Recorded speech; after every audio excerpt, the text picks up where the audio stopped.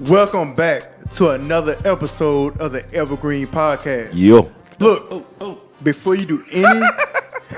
Hold on one second, guys. I'm being interrupted by our guest. So just bear with it just 1 second. Okay? Because she's really messing up the intro right now. So I'm going to start over. Welcome to the Evergreen podcast. Yay, yay. Just trying to match the vibe, match the energy. Let's go. Go ahead. I'm sorry. Go ahead. Yeah, so third time a charm. Welcome to the Evergreen podcast. Hope everybody doing well. Before you do anything else, make sure you subscribe. If you're viewing this and you don't subscribe, just don't look at it. Views don't do nothing for us. Go subscribe. It's just like you going to a restaurant, sit down at the table, eat food, they bring the check out, and you leave. So if you're gonna sit at our table, make sure you pay. Hit that subscribe button. Will Lambo, you good, baby? Man. Hey, unless they on TikTok, though. Shout out to our TikTok fam, man. We appreciate y'all. Yeah, man. be on TikTok. Y'all, man. Oh, but they hit that follow button on TikTok, too. Yeah, hit that follow button on TikTok. Man. I'm ready. I'm excited, man. Hey, no questions, no preparedness today. We going with it. That's it. You ready? That's it. Don, what's up, baby? Audible. Man, I'm good, bro. Going down I'm good, yeah, man. Got my girl in, man. This jump about to be hilarious. All right. So, man, we have a special guest today. I'm going to be serious for a moment. All right. She is a wife, a mother, an entrepreneur, and a record holder. Hey. So we're going to get to that. You really like that? Don't interrupt me ever again. Ever? We have none other than Miss Artie Varnado. What's up, Artie? Let's have good Artie hand clap. Yeah. Thank y'all for having me on here today. And I want to let the viewers know I've been knowing everybody except for Will for like 20 years. Mm-hmm. So we're going to have fun. We're going to, there's going to be laughter. There's going to be jokes, but nobody's going to take it personally. We're just having fun. This is what we do. So they're like family, like brothers. So that's what it is. Will, that's what it is. So, I'm with it. Yeah. I'm with it. Perfect. So, look, we're going to jump right into it. Obviously, we know you personally, but for the people who don't know you, just tell the audience who actually Artie Varnado is. Oh, that's a big question. Artie Varnado, I'm born and raised in Baton Rouge, Louisiana, and attended LSU with Doug. We overlapped, 1 year? Yeah, we didn't. Yeah, you barely missed me, but you ratted me out my first day on campus. We're going to talk about that, too. No, yeah.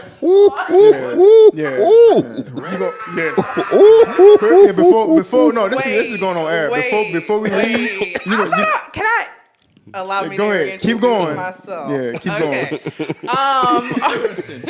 I'm ready. Artie Varnado, I went to LSU from 2001 to 2005, played soccer there and enjoyed it. I originally did not want to go to LSU, right? Because I went to U-High for high school, and I was like, oh, everybody from U-High is going to LSU. Like, I'm in Baton Rouge. I've seen the same people my whole life. I don't want to go there. So I really wanted to go to University of Florida, right? But after we broke it down, they have out-of-state fees. Mm-hmm. Soccer is not considered a contact sport, which I don't agree with because we get down on the field. Mm-hmm. Okay, contact is made, but we're a non-contact sport, so you can't give away full scholarships. So it made sense. I had TOPS. I had partial scholarship for soccer. This is free versus I would have had to pay, fees, out-of-state fees, everything when I was in Gainesville at University of Florida. But in hindsight, I am so glad I went to LSU. I loved it. I barely saw any of the people I went to high school with. Barely saw any of the people I knew from Baton Rouge. So I made like a lot of new friends and honestly was just busy between soccer and school. So I love LSU. Go Tigers. Bleed purple and gold. My kids love LSU. I hope they continue to love LSU. So yeah, I don't know. So I did found a small business called Finley & Co., which I named after my daughter. And it is a brand that is geared towards parents. Since I have 3 kids, it started through the pandemic. We were getting outside a lot. And so I decided to make a brand just to make it easier for parents when they're with their kids, because anything can happen at any given time. So my tagline actually for Finley & Co. is simplifying moments through functional design. So I have different bags, different items that personally going through it, I designed specifically for it to be easy to use while you're out with your kids, so you can be essentially hands-free, because you need all hands on deck when you have kids, because they touch and get into everything and do everything. And from that birth my nonprofit called Conscious Moms. So with Finley & Co., I wanted to find a cause to give back to, and it took me almost a year. And I said, okay, what cause speaks to me? What speaks to me? You know, I didn't want to force it. And so I was like, you know what? This actually goes along with my line, and inadvertently, this is what, you know, I did to help simplify things. When you are a mom, when you are a parent, you can get overwhelmed, right? And we hear countless stories of moms, parents harming their children, harming themselves, just because they don't have the support or everything that they need with their child. And we've always heard it takes a village, right, to raise a child. And it honestly does, because it's a lot on a mom, on a parent to raise a child. And so I wanted to start Conscious Moms, where we focus on maternal mental health. So we don't want people judging moms. So we want the community, like, be kinder to moms. Like, we've all been on a plane or in a grocery store or a restaurant, and we've heard a screaming child.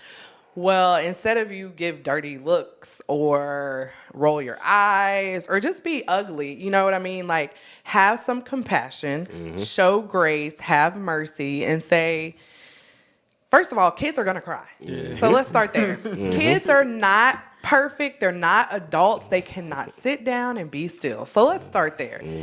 And they're learning how to deal with their emotions. And we all see adults who still, you cut them off. Yeah. Yeah, they're going to have a tantrum. So adults still have tantrums. So I'm like, how can you even be mad at this child, you know, when they're still learning how to express their feelings, Like, so just trying to get the community also to buy into being kind, showing kindness to moms. And so our tagline for Conscious Moms is cultivating a community of kindness and awareness for moms, focusing on maternal mental health. So not only do we want moms to be aware that they may need to get help, but also the community, because I feel like there are pressures.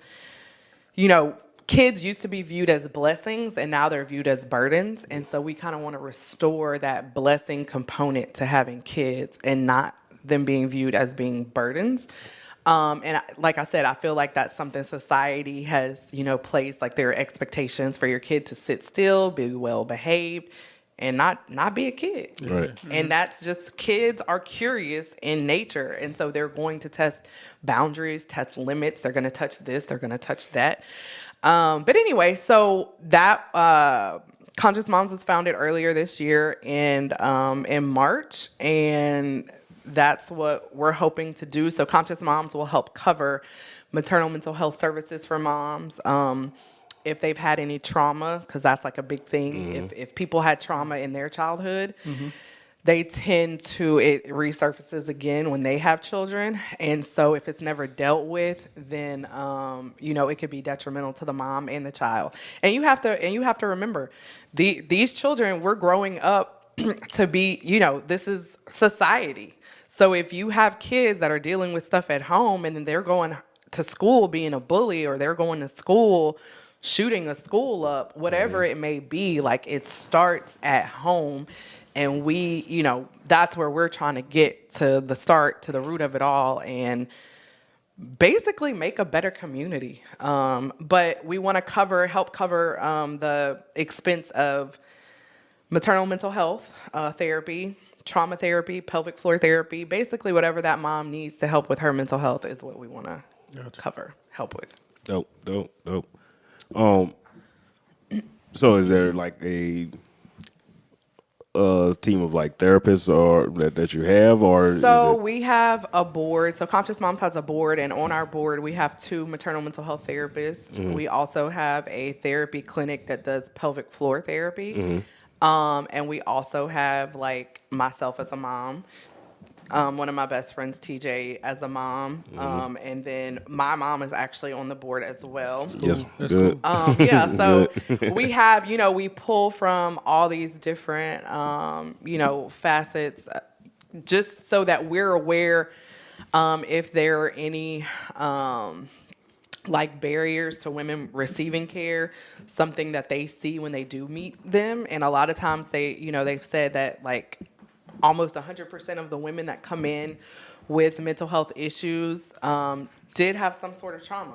Yeah. And, I have a podcast. We have Conscious Moms has a podcast, and we did do an episode on trauma. And a lot of people associate trauma with something physically done to you. Yeah. Whether you were physically abused, sexually abused, whatever it was. But it's not just that. It could be just emotional trauma from maybe your parents, your mom, whomever, not spending time with you, maybe not being a positive or supporting you. Like there's all sorts of different trauma that somebody can experience, and it can manifest as you get older, just like anger, just whatever it may be, and so it's important to take a step back and see if that's something that has to be dealt with, because like I said, it's not anything that has to be something physical, or like traumatic physically. It could just be something emotional that you went through or that you experienced. So yeah, like pulling from all those people just to get, because I'm learning stuff too. I'm like, Right. oh wow, Right.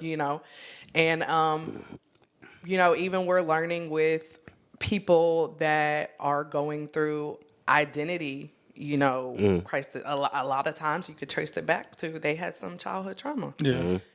That was never addressed. And so it's important. And, we're trying to remove that stigma, and that's something else even in the church, and I feel like that's an episode maybe later where we can talk about mental health in the church, just because, we were taught to a certain extent that, pray about it, whatever, and go about, like stand on the word, which is true, right? That's very important. Even, my dad had a drug addiction, and that was part of his recovery. Part of his recovery was a relationship with God, but also he went to AA meetings, like he participated in a drug rehab program.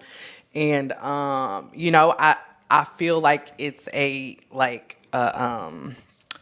has to be like a married approach from the Bible, from the Word, and also with, dealing with things from your past, if that's, doing the work.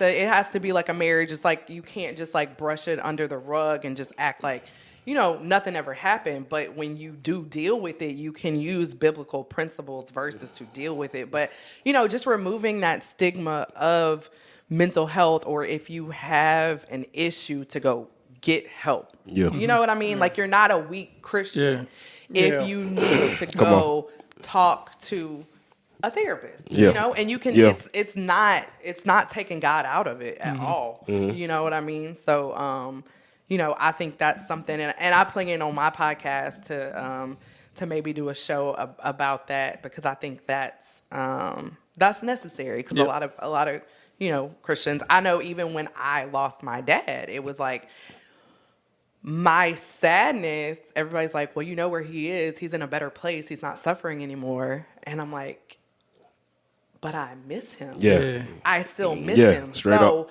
I'm sad, and it's okay if I cry. And that was something that was that I had to deal with, because I'm like, oh my gosh, if I'm crying does not mean that I'm weak, that I don't know where he is, that I don't know any of this. I know that he's not with me anymore. That's what I know, and that's what I miss. So it's okay to cry. Yeah. You know what I mean? Like, it's okay to let that out. So yeah, so I answered your question with a lot. No. Hey, man. Hey, you bought it. You bought it. That's what it's Hey, you bought it. Sorry, I went off on a tangent there. Okay. So my question would be, what's your background? Did you study this at LSU? And No. how did you get into mental health the way you are right now? And are you fulfilling your purpose, do you feel? I actually do. So my original dream job was to be a sports analyst caster on ESPN. Okay. Like, this is Artie Varnado, ESPN. And so, but my dad,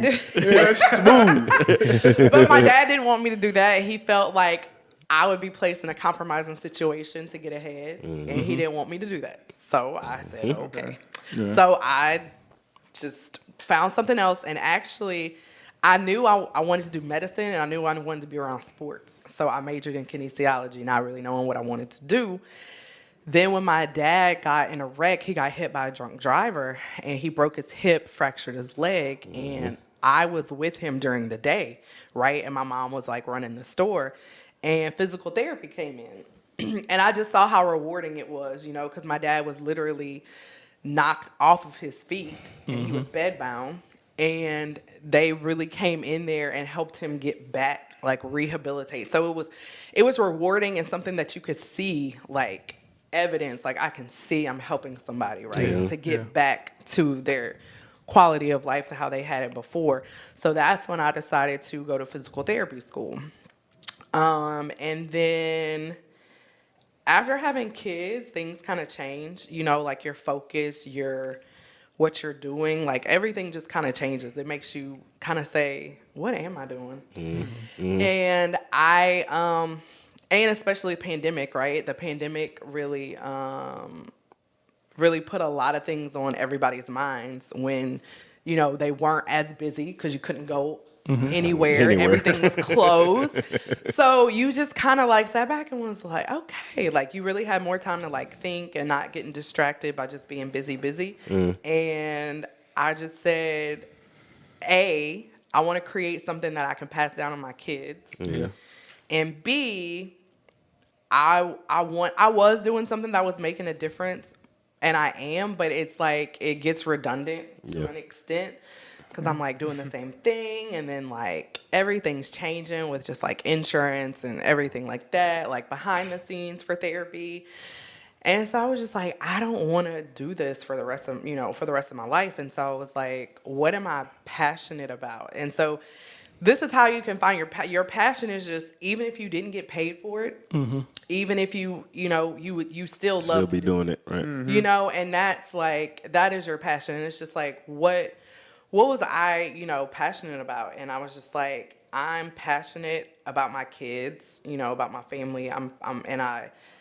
They love being outside, and I'm always outside with them. And I'm like, you know what? This will really help other parents out if we just made some stuff and just made it simpler, you know, for parents when they're with their kids. And then that just, you know, grew to the nonprofit. It just kind of like followed along in line with it, and it's been a passion of mine. Like I will stay up and do it, and because I want to, you know, and I know it's helping somebody. I know it's helping a family, you know, and so that's ultimately like what brings me joy, you know. So yeah. You talked about your father, and for those who don't know, your dad is like the goat of clothing in Baton Rouge, Louisiana. I mean, since the 70s, he's had a store, and the store is still thriving.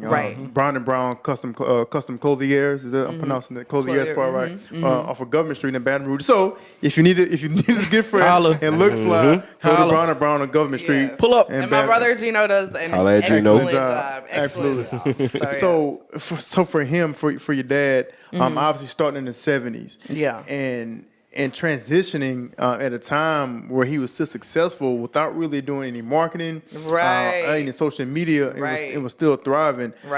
Just talk about, what did you learn from him to get the entrepreneurial spirit that you have now? So my dad really, so he had his store downtown.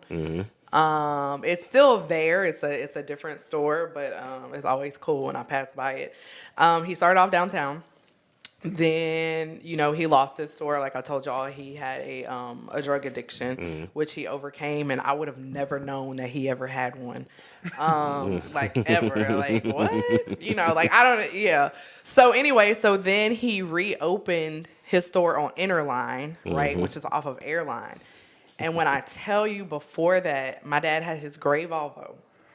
He had a bar across the back of the Volvo, and he was slinging suits out of his car. He was a suit man, man. Literally out of his car. Pull up on you with the suits. Before he had a brick and mortar, and this is while he was working full time. So he worked for Small Business Development Center, and while he was doing his full time job, he was getting these suits out, right? And then he ended up leaving and just started, you know, open Brown & Brown again in Interline. And it was like an office suite. And so, you know, and he would just stay up late. And honestly, what I can say is he never once complained about his job. It was his passion. And he wanted to. Like, it was just something that he enjoyed doing. He enjoyed talking to people. He enjoyed, like, outfitting them for whatever. Because it was always, like, major life events, right? Maybe it was a graduation. Maybe it was your senior prom. Maybe it was a job interview. Maybe it's a wedding, you know? So he really thrived on helping people out. He helped people out that had drug addictions. He did stuff with, like, prison reform. All this stuff. Like, he eventually gave away our gray Volvo to another family. He was like an extremely generous man, and we were not like the richest family by no means. Like, we didn't really have the means to be like, here, you take a car, you know, stuff like that. You get a car. You get a car. Like, we're not Oprah over here. And so, but I know you asked like the business side, but I also saw the generous side. And my dad reading his devotion every morning. Every morning. And I couldn't interrupt him. Nobody could interrupt him. I could be like, Dad, I need this money for the field trip today. Like, I gotta go. I'm waiting until he got done. And that was something that I saw every day. Him doing what he loved every day. It was a passion of his. Like I said, he never complained about it. So I got to see behind, and I still to this day don't know. This man did not miss a game. He did not miss any of my games. None of them. If I was doing a scrimmage, he was there. He didn't miss. And how he did that and had his own business and did everything, whether it was alterations for something, whether it was like ordering something, like he was literally a one-man show.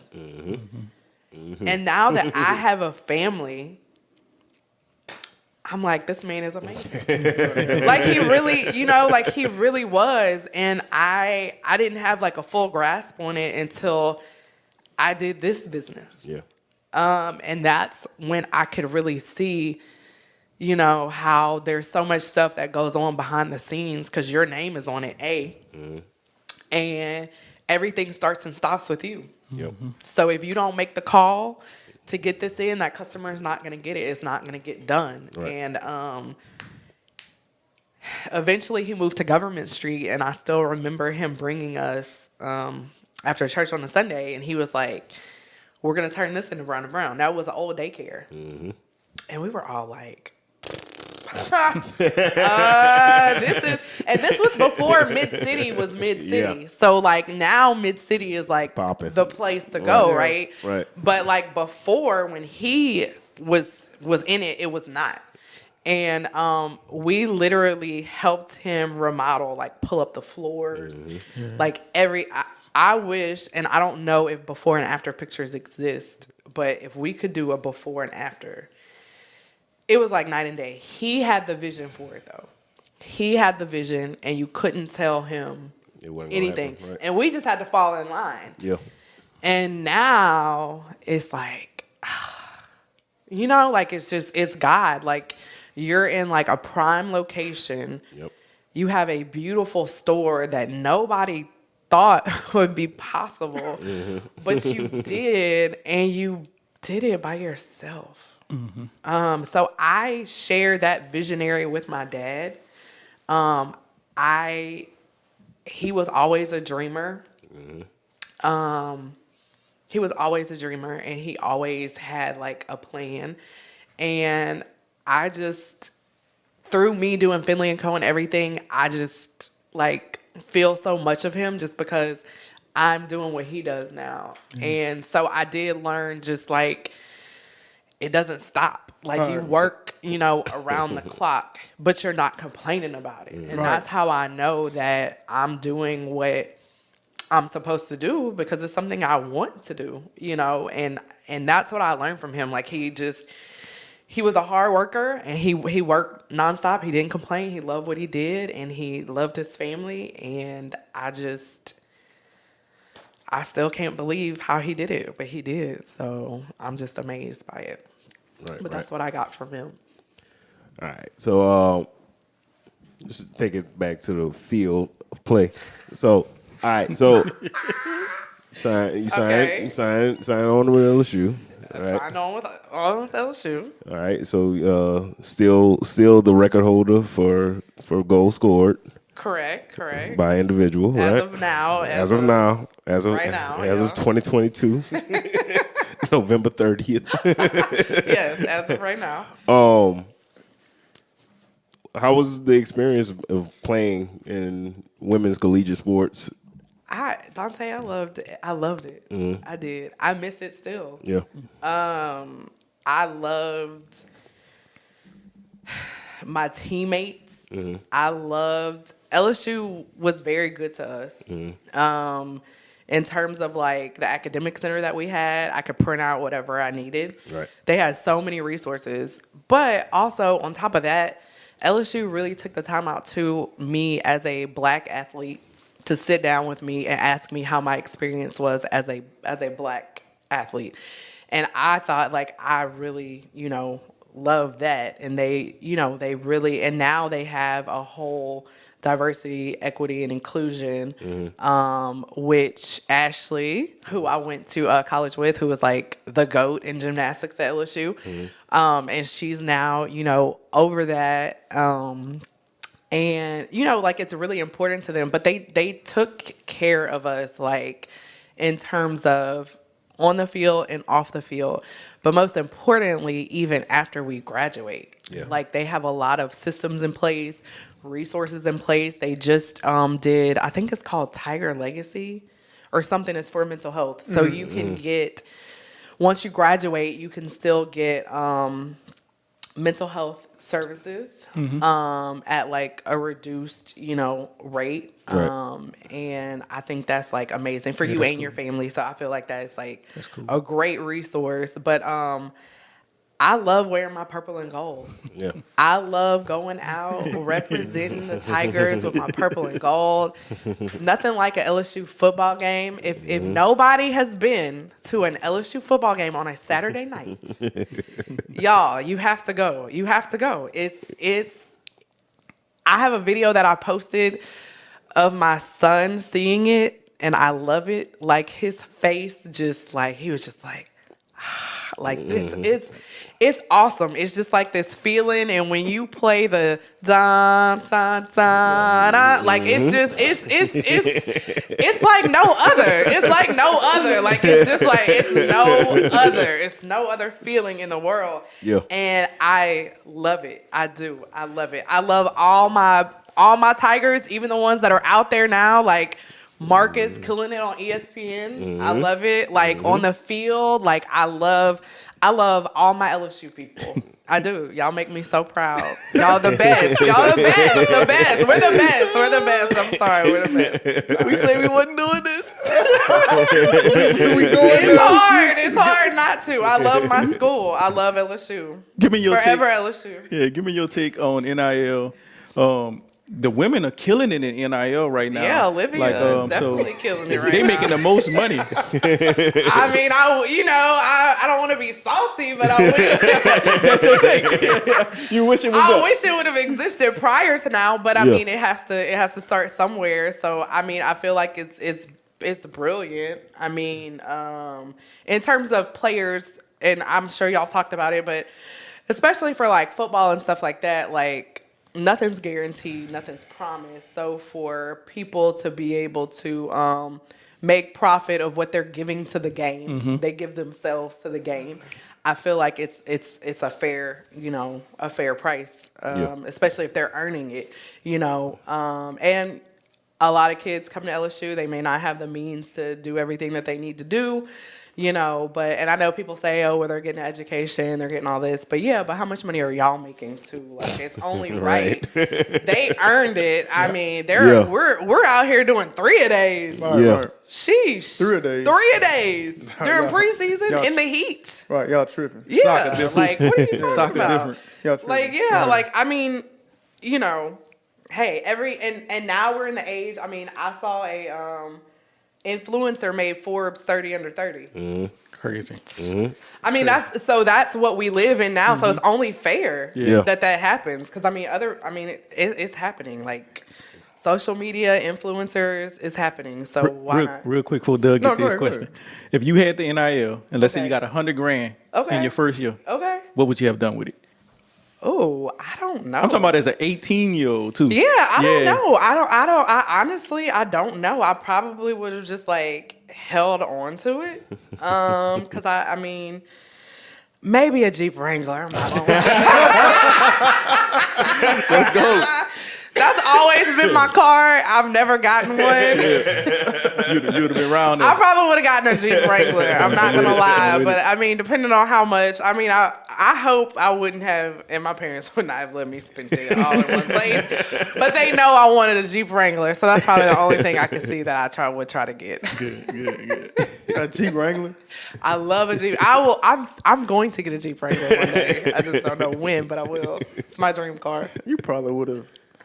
I don't know. $100,000. See, that's a good question. That's what I'm saying. It is a good question. Like, That is a good question because I mean, if I was 18 and I got $100,000, it's no telling what I would have did with it. man, we know they paid you already, man. Vegas. We Would have been in Vegas. Like, LSU paid you. We know they paid you. LSU had the man. I was the hometown You kid. gave them a discount? You gave them a discount? I gave them a discount. I gave them a discount. So no, I was thinking about it.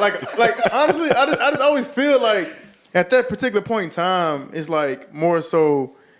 Even now with NIL, yes, I'm super happy for them. I was like, man, like if we could have capitalized on that at that time, it would have been great.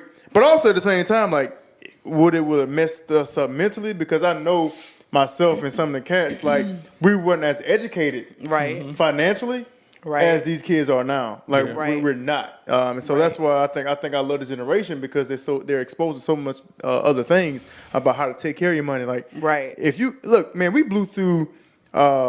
The little $200 stipends we used to get a month, like blow through it. Like we used to walk to I forgot what the place was, and someone in the quad, would get our little per diem. Get the per diem, you blew through it. Whether it was, and I remember when the Pell Grants came through, so people got Pell Grants. And when I said that money was gone to big screen TVs, rims on your vehicle, speakers, Jordans, in line for the Jordans. It was always funny to see what people would pull into campus driving. And then what they would get like a few months later. Like, okay. Yeah, we're not gonna. Yeah, they're not gonna talk about that. No. We're not gonna talk about it. It's called advertising. Yeah. It's advertising. Yeah. Exactly. I'm so excited for it. And like speaking of finance, like what do you feel right now? How do you feel about the discrepancy of professional female athletes not getting paid enough? Whether it's I don't soccer, know if you want to ask me that. Are we going there? Whether it's soccer or basketball, like why are they getting paid so much less than the male athlete? And you really what can be done for them to kind of do you really get to that upper level? Yeah. They don't have no fans. Oh man. That's the truth, though. That's the truth. So I mean, okay. She kept it evergreen. They told me I couldn't say 100 or real, but I'm saying it. Okay. Hey, first off, listen. This is the backstory. The reason I'm keeping it 100. Okay. all right, if y'all hearing this right now, you cannot. If you that proper like she is, you can't say 100, or you can't say any of that because you pronouncing it like, man, I'm gonna keep it 100. I'm gonna keep it a buck. Okay. You can't say I'm gonna keep it a buck. I'm gonna keep it a buck. Okay, so here's the deal. At the end of the day, how do people get paid? They get paid off of their fan base. Okay, let's just keep it real. If y'all don't have fans at your games, then you're like, who's gonna pay you? So it's like, okay, are y'all gonna pull from? You would have to pull from. For WNBA, NBA, like, I mean, because it's not like if you go to a game for WNBA versus NBA is night and day, along with like, so I mean that's just what it is. Just like with soccer compared to football, or soccer compared to baseball or basketball, we're gonna get paid less because we don't have that much of a fan base. Now, if you take it to Europe. Mm-hmm. It's a totally different story. Okay. Mm-hmm. So that's just how it is. And I mean, that's just the reality of it. I mean, that's like you trying to compare your salary if you work for Walt Disney compared to if you work for like a mom and pop place. Like you can't, it's not the same. So now where it is a problem is if we are going to Walt Disney and I can draw just like you can draw, mm-hmm. but you pay him more than me. Mm-hmm. Now that's a problem, right? Mm-hmm. That's a problem. Mm-hmm. But when you get into this where you have spectators and who the fans buy into and everything like that, like until you build your fan base up, like get some marketing people. I don't know. Like it has to be you have to build that up, and that's just what it is. So that's interesting because especially most obviously he's a former athlete and right. The current athletes you didn't have right to now, say former. It's just you are a former because you can't kick a ball right now. I can still. No, not those cowboy boots. You can't kick a ball. You can't kick a ball right now. So. Yeah, that's it's interesting because haters gonna hate. Once again, Artie, please do not say anything. Don't try to talk. Hey, bro, I'm calling it now. Artie is coming on the show every month. This is amazing, man. Nobody clap back at Doug like that, man. Nobody. Man. Let's go, Artie. It's like my brother, like all day. I'm with it. Because you hear most of the female athletes, it's just saying it's not fair. We're not getting paid enough, but you gotta look at the but numbers. they're not. But there's not a solution to it. Like no. What? Okay, obviously more fan base, right? So speaking from a female perspective, if you were a CEO of the WNBA, okay, all right, okay, or even what's the women's soccer league? NWSL. First, that's terrible that you know that, and then she doesn't. There was a lull. I wasn't gonna let it last too long. I'm not gonna say that though. I'm not gonna say that. Let's be quiet. He said it already. And you didn't know it. So it's almost ruined my question. But anyway, but if you were CEO in WNBA or the NWSL, okay, what would you do to get more fans in the city? That's too many letters. That is too many letters, bro. Hold on. That's one reason. Oh yeah, that's too many. That's just too much. NWSA? NWSL. NWSL. Yes, National Women's Soccer League. Okay. Why they had to put the national on there?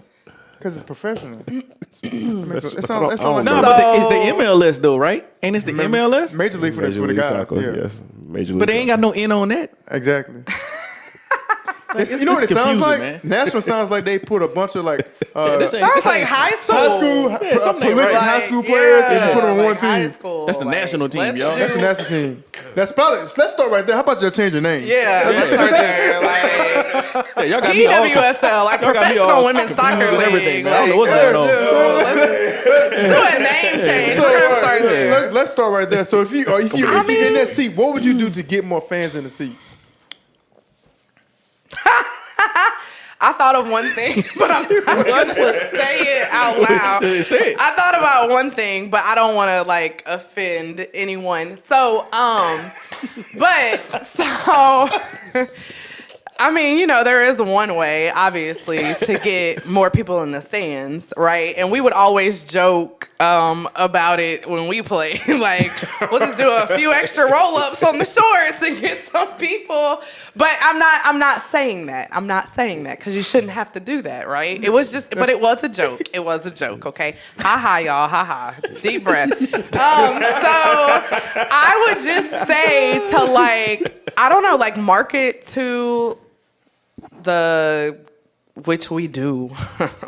Market to the young girls, market to, you know, their moms, things like that. Like get involved at that level to build that base up and make it make it equivalent of.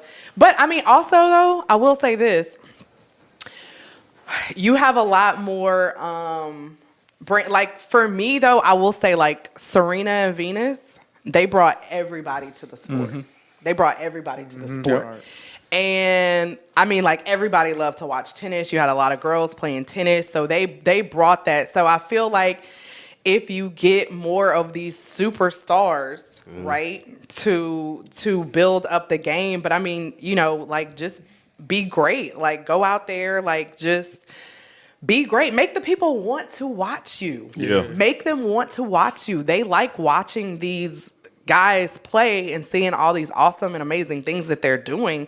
Like make them want to watch you. Like be like, just be great. Go out there and be great and make them want to watch you. I honestly, I don't know what else to say other than that, and get the people to buy into that. So get the public, get all these like Nike, Adidas, all these people to help you push that. That, hey, I'm awesome. I'm amazing. I'm doing all this stuff. Like, don't let them put you on the back burner. Like, have a seat at the table and do it.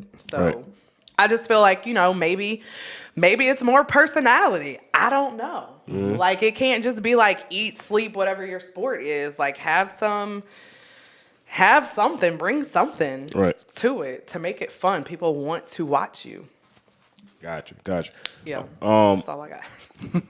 But I want to go back. I'm sorry, Dante. Man, I'm not trying to ask a question, and you cut him off. Nah, man, this is Artie pod right tonight, man. Get him, Artie. What is the decibels, though? The decibels. Can we do a decibel check real quick? Get him, Artie. No, but you made a comment, though. He made a comment about, so I'm just, again, going to keep it 100.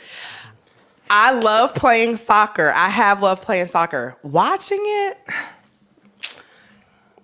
So I don't really like keep up with it. Like I keep up more with football than I do with soccer, just because it's kind of slow to watch. It is. I'm not gonna lie, but a lot of people like to watch it, and I will watch a great game. But I'm not like, oh, USA plays England tonight. Like I just don't follow it like that. So So when they asked me what was the name, I don't know.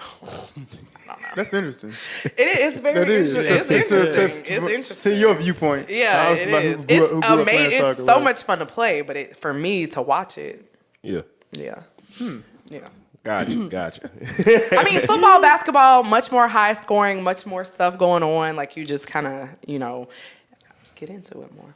I don't know. 10-4. All right, so I'm just asking this because it was a clip. Just say it. That came out. Okay, just say it. I think it was a collegiate soccer game. I believe it involved the LSU Fighting Tigers. And they were literally keyword fighting. Literally fighting. And we talked about that. So, have you ever got into it on the field? I have an alter ego on the field. I've seen. So introduce her to the audience. I got it. Introduce her to the audience, please, if you don't mind. I can't. I have to be on the field. But yeah, no, I had an alter ego on the field. Like I got a little fiercer on the field. It was much more intense. But I was involved in a couple, and it's funny you say that because shout out to the Diamond Dogs. So the Diamond Dogs is some of my soccer teammates, and we still keep in touch and take trips. I haven't been able to make the last 2, but I promise I'm coming next year, guys.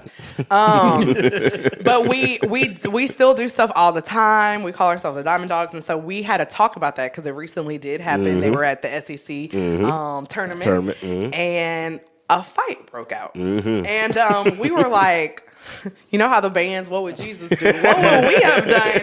And it was like, she did get physical, and we felt like the initial fight scuffle that happened was, unavoidable. Right. Like it's just you're not just gonna stand there and take it, right? Yeah. But the problem was the linebacker that came from left field that just went in jumped on. So that was like, whoa. Like that wasn't needed. Like we were like, we wouldn't have done that. Right. But like I've had a situation, I still remember, played University of Florida away. Her name was Frimpong. So if you're listening, Frimpong, y'all could tag her. Tag her. Evergreen. Frimpong. I forget your first name. I just remember Frimpong. So, man, going down. You're gonna be looking up rosters after. Yeah, seriously. As soon as it's over. So she might be married now. I don't know. But it's like you don't care. I don't. About that action, boss. I don't. But so she had the ball. About that action, boss. That's something we've never done here. Yeah, we never called nobody else. Never called nobody else. And then I did. Tag, yeah. So if she wants to comment, if she remembers, maybe she can remember and say, yep, that did happen. Right? That is. We'll have her on next week. We are off the rails, people. No, keep it on. Keep it on.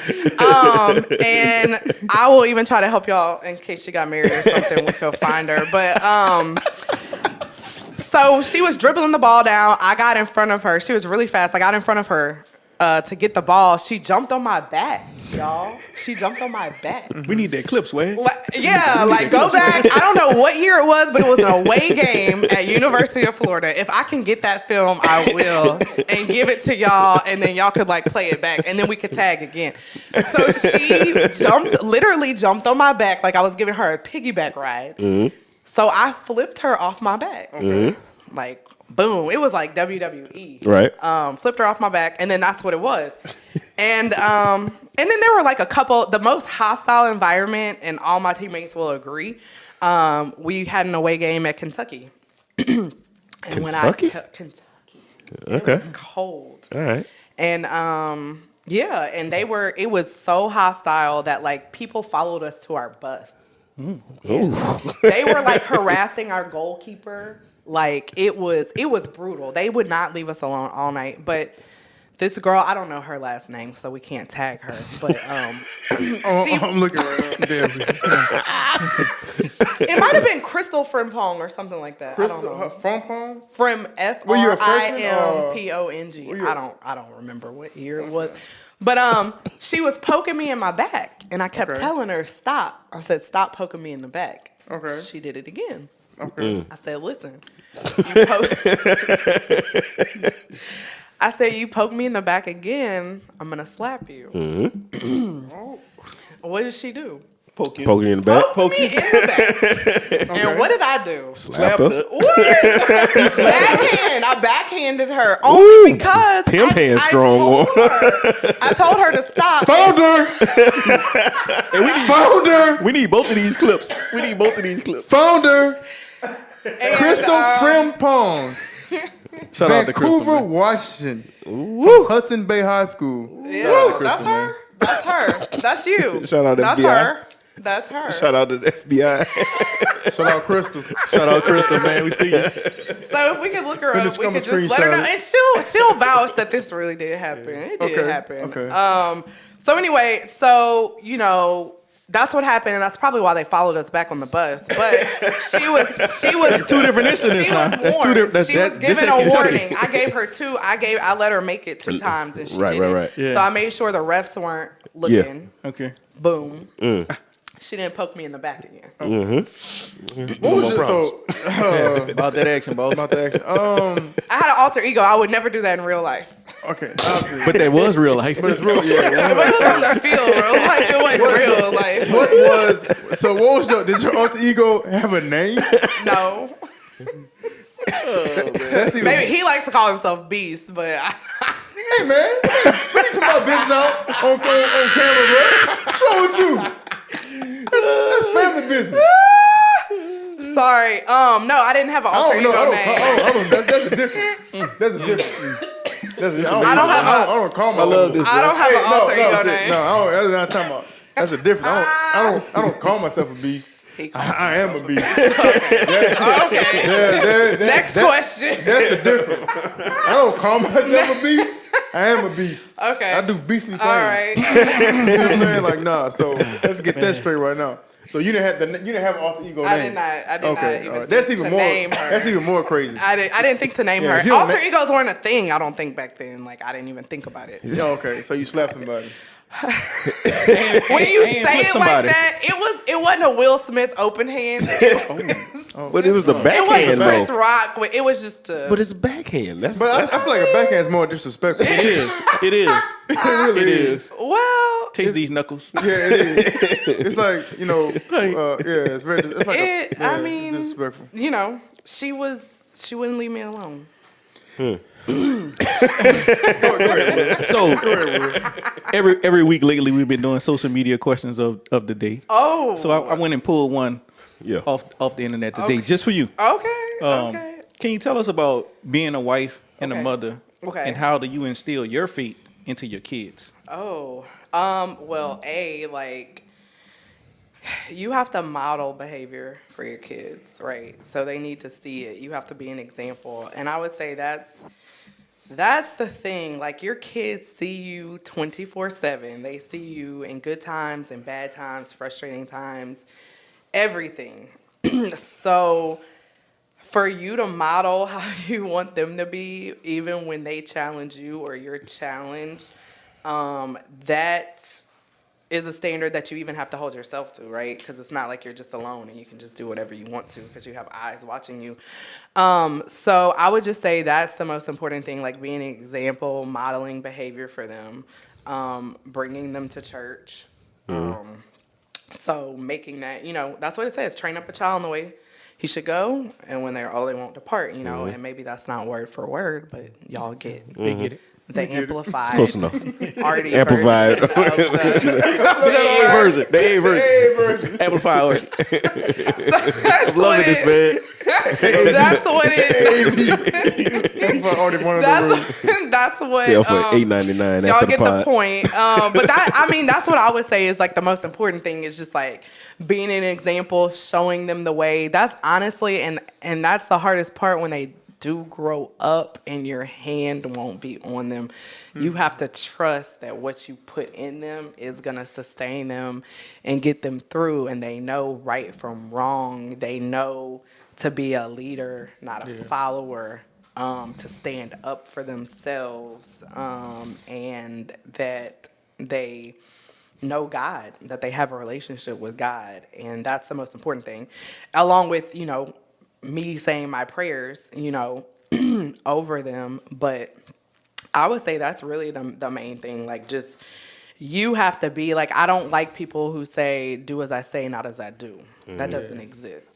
They see it. They see it. You can't, you can tell them, don't say that. But then you're over here saying it, cussing like a sailor, or using these words. Like, come on, like, that's not. You can't do that. They see it, and you do have some kids who just say, "I saw that in them. I didn't want that, and I'm completely opposite." And you do have that sometimes, but majority of the time, you have to model that behavior and live how you want them to. Also, Great. That's one thing I can say. One thing I do notice and respect about you is like what you see with Artie is what you get. Yep. And as far as the way she speaks and everything, when she says she doesn't use profanity, like that's something she never does at all. Now, is she a little bit corny? Yeah, obviously, but shots, shots fired. But no, honestly, If y'all want to hear a joke, let me know. no. Let's go. Joke time. Joke time. We're waiting for an hour. Let's go. Listen, man. Listen, no. Honestly, no. I think from all of us that honestly. And I'm not gonna sit here and say that I've never said a bad word, so I'm not gonna let you say that. You cut me off again. And then you cut Dante off too. Dante, you all right? I'm good over here, Okay. man. I'm good. All right. So, I know honestly, we're extremely proud of you. Extremely proud of the things that thank you're you, doing guys. within the community, Yep. as well. So before we get out of here, though, you're gonna tell them what you got coming up as well. Okay. I said before we get out here, we ain't getting out here right now. All right. Oh, okay, you made it. Okay, all right. Dante's next. Sorry. So no. Oh, you're still okay. He's still No, going. I'm still going. All right. so this podcast is very unorthodox. Okay. You know what? So tell the people. Yeah, tell the people what you got coming up. What's going on? Tell the people what you got coming up, Okay. and then That's what I was about to. we're gonna Okay. transition To something else. To something else. Okay. But tell the people what you got, the event and everything that you got coming up as well. Okay, people. So what I have coming up is we're doing our first fundraiser for Conscious Moms. So we are doing a gingerbread Christmas tea at the Hilton December 4th and 18th. Those are Sundays from 2 to 4 p.m. And it's the funds raised will benefit maternal mental health, trauma therapy, pelvic floor therapy, anything pertaining to maternal mental health. So we are hoping we're going to have a hot chocolate bar for the kids. We're going to have pictures of Santa. We're going to have a mimosa bar and a mock mimosa bar for the moms. We are going to have a dance performance. The Baton Rouge Kids Orchestra is going to perform some music. And they're going to decorate gingerbread houses. And it's going to be fun. Y'all need to come. It's going to be so much fun. Even when we did our promo shoot, like the kids did not want to stop like decorating their gingerbread house, and they just had fun with that. And that's not going to be the only thing there. And also on December 4th, we're going to partner with Sylvia's Toys, and that's Sylvia from WBRZ. So we're going to be bringing toys for that. So if you want to bring a toy, then you can to donate to Sylvia's Toys. And then December 18th, we have this guy right here. That is not only are we partnering with the Derry Beckwith Foundation to do toys as well, but he's also going to be ho-ho-hoing out there. Whoa. He been doing that.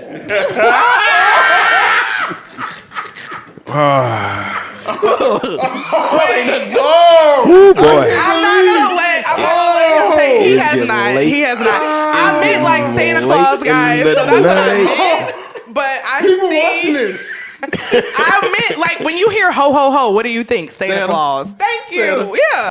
So that's what I meant without saying Santa Claus. I'm corny. That's what y'all gave me. So that's what I did. No, that's what Doug said about you. Yeah, that is what he said. So he will be playing Santa Claus also for us at the event. So if you want to tell the people what to bring for Derry Beckwith Foundation. Mm-hmm. Oh, you put me on the spot? No, you already know the information. Oh yeah. So if you want to come out for the Becker Foundation, you can bring toys from age range from 6 to 11. Bring your toys. We're gonna bring toys as well for the foundation. So we're already gonna have some toys in place from our organization. If you want to bring anything extra, just bring it, man. Let's have a good time as well. So I'm looking forward to it. I'm not gonna be your typical Santa Claus. Before the he kids. did ask if he could wear a sleeveless Yeah. Santa suit, to which we said no. No. You gonna wear fitted? Yes, my normal. A red Medium. Red on normal. And before they, ask what they want for Christmas, they have to do 10 burpees. And we have a ladder drill set up as well, so they got to get their feet right before they ask me. I'm there, man. Yeah, so if I see that they're not really good on their feet work, I really can't grant them their wish. I'm coming film this. Oh yeah, we gotta go This is film gonna be this. interesting. And then when they tell me what they want for Christmas, you got to end it. I got a curl bar, knock out 2 sets of 10. Gotcha. Yeah, so This is hilarious. so tell the people your Instagram handle, your personal and your business. Okay, Instagram. so my personal is Artie Varnado, A-R-T as in Tom, I-E, V as in Victor, A-R-N as in Nancy, A-D as in dog, O. And Artie, just say Artie Varnado. And then my nonprofit is at consciousmoms. LA, and that's CONSCIOUS. Because some like other people try to spell conscious a different way, but that's how you spell it. ConsciousMoms.LA. And then for Finley and Co, it's at Shop Finley and Co. So you spell out the and. It's not like a symbol. It's Shop Finley and Co. Is there a problem? No, that's okay. perfect. I'm Just going back. checking before there's backhands going around in here. No, I'm not interrupted. No, go ahead. I'm going back and just look at the facial expressions. The whole show and start screenshotting everything, man. And just start dropping some memes, man. Evergreen memes. I think, and this is something that they always ask me to do on the podcast. They always wanted, like, Who is they? Dante, Will, and my trail. Where is y'all third Will? I'm fourth. I can't count fourth. I don't know. Okay. All right. Well, hey, Montreal, we missed you tonight. Whole name basis. I've been knowing Montreal for like almost 30 years, so he's like another like part of the family. So. He don't like when people say Montreal on Elder. Oh, y'all say Donovan? Oh, Lord. No, I thought y'all said y'all don't refer. I see you, my guy. I'm trying to help you. I didn't know if I could say Montreal. Trail. On behalf of the Evergreen Podcast, we did not condone That's what this. happens when you're not here. We That's did not what condone happens. this, so we apologize. And congratulations on the marriage and the baby.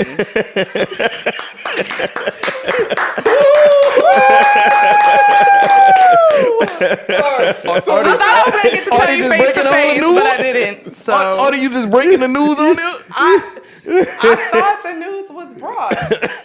Okay.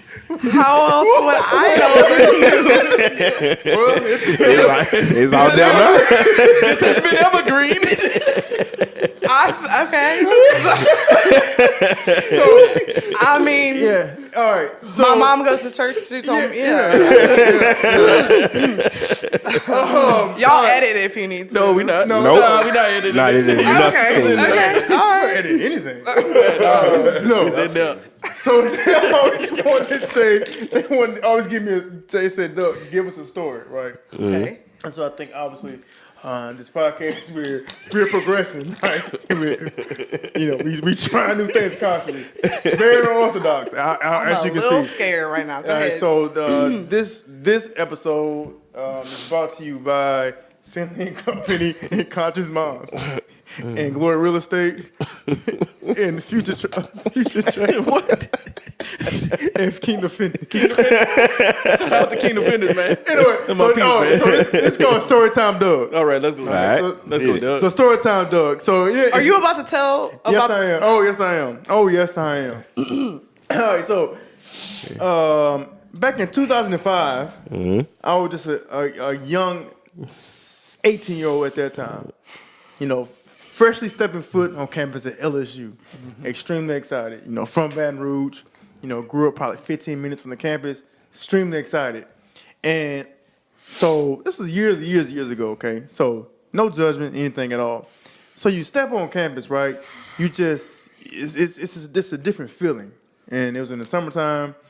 And when you have football paraphernalia on at LSU, everybody loves you and you get whatever.